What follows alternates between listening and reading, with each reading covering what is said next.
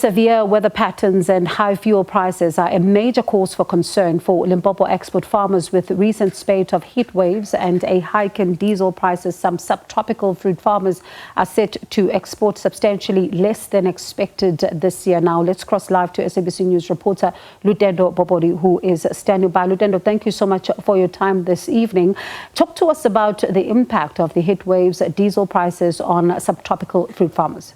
Thank you so much. You know, when you hear a farmer complaining about weather patterns, complaining about fuel prices, you may easily dismiss them as, a typical South African who complains about everything. You need to be there to see the enormous damage that heat waves or drought always have on these farmers, especially those that are emerging, the young farmers who are trying their niche in agriculture. It's painful to see. Myself and my colleague, video journalist Roland Carsten, visited some of these farmers, and we saw for ourselves. It's painful, as I said. We compiled this report, and as you will see right now, let's just watch it.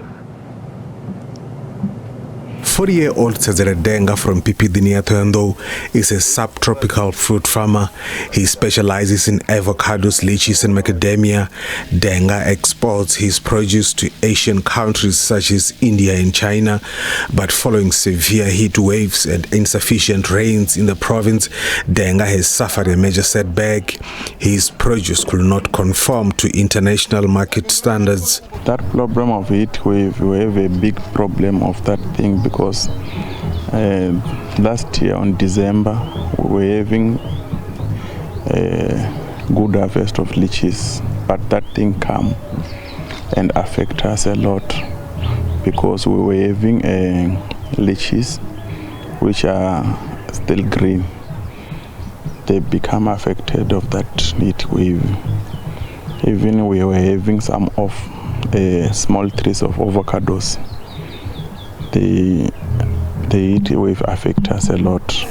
Denga now depends on conventional methods of irrigation to salvage what has been left on his farm, but even this may not be enough. Those people of Asia, they need good quality fruit because a heat wave affects the skin of the fruit. It turns the color of the fruit. Even the fruit becomes smaller size because there is no rain and the soil is heated by the sun, so that the fruit cannot produce a good quality fruit. A local agricultural organization has also expressed concern over the lack of rain. It adds that if the current climatic conditions persist, local markets may also suffer. The heat wave has reduced the produce of many farmers drastically. It is very concerning because it's not just a problem for us, but also a problem for the whole country.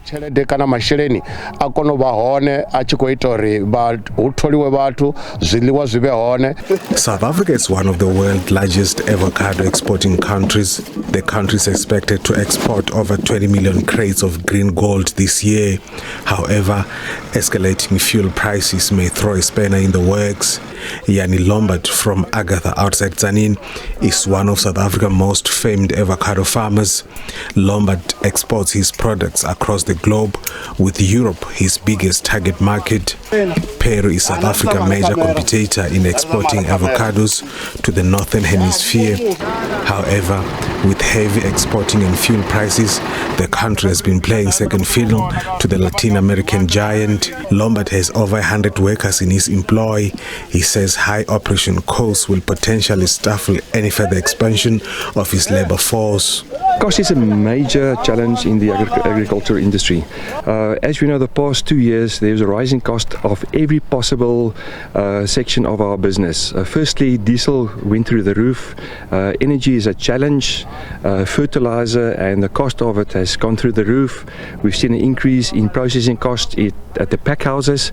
So, and unfortunately, we're not getting the appropriate or proportionate increase in the prices that we sell our fruit for. So we need to work smart and make sure we maintain our operating margins.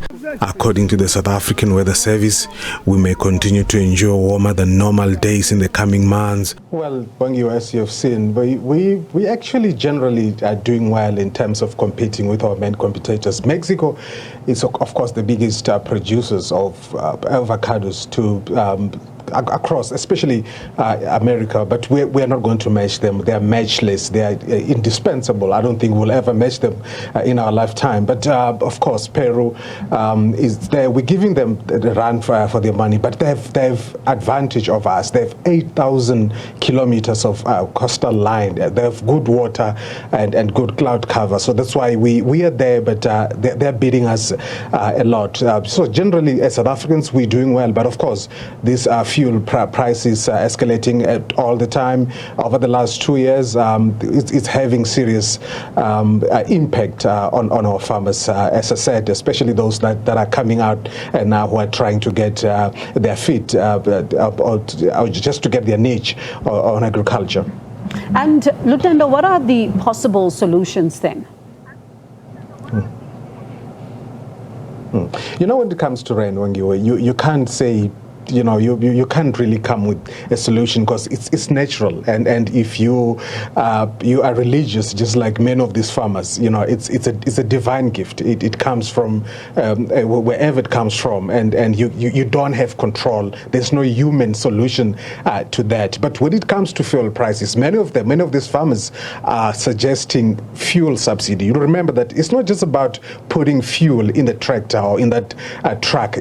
Fuel is also used to generate or to manufacture manure or other things, you know, your chemicals that are used in agriculture. So most of them, especially that we have spoken with previously, they're saying fuel subsidy should be the only solution.